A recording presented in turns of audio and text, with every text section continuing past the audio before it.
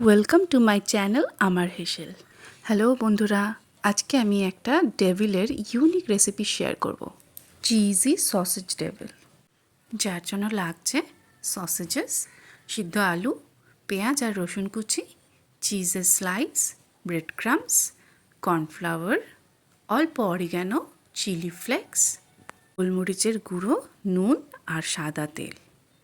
তাহলে শুরু করা যাক আজকের রেসিপি চিজি সসেজ ডেভিল। কড়াইতে সাদা তেল গরম করে নিয়ে সসেজগুলো অর্ধেক করে কেটে হালকা ভেজে নেব। আপনারা চাইলে বাটারে সটেও করে নিতে পারেন।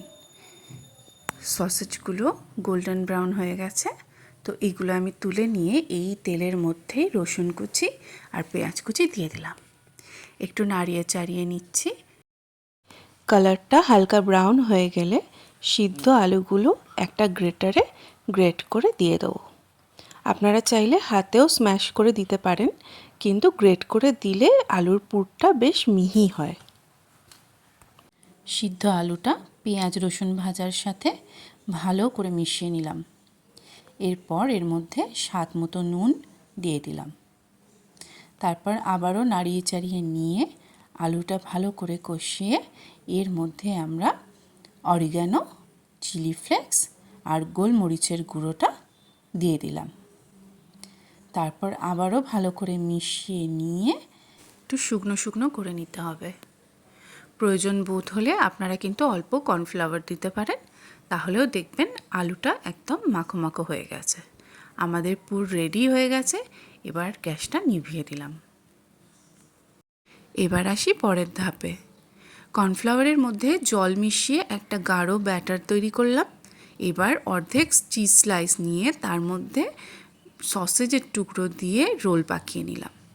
দেখুন, এইভাবে রোলটা পাকিয়ে নিতে হবে। এরপর ওই আলুর পুরটার মধ্যে চিজ সসেজের টুকরোগুলো দিয়ে ভালো করে একটা ডেভিলের আকার গড়ে নিতে হবে।